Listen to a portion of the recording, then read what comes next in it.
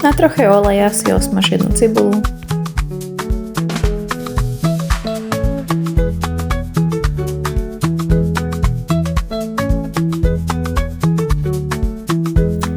Pridaj 1 kg kuracích prs nakrájaných na kocky.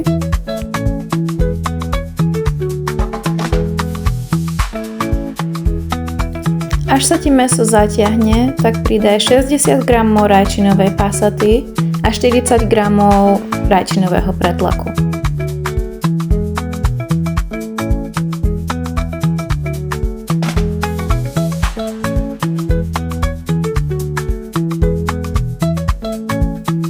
Pridaj 1 zeleninový bujon.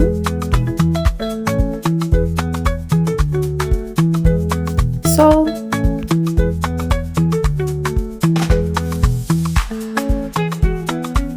Čierne korenie.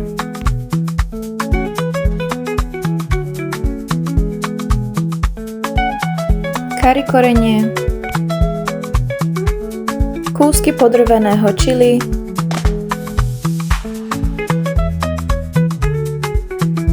Dobre to premiešaj a pridaj 1 plechovku kokosového mlieka.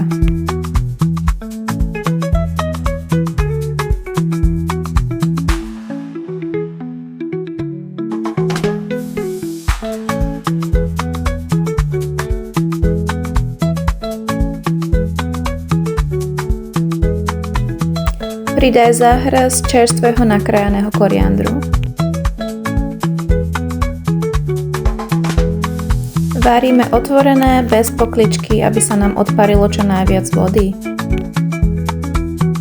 Asi takto by to malo vyzerať. Až máte kurča mäkké, tak je vaše kari hotové.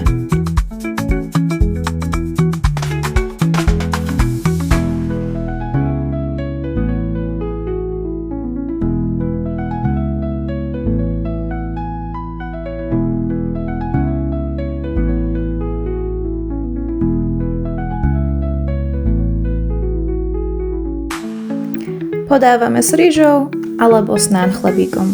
Alebo oboje. Dobrú chuť!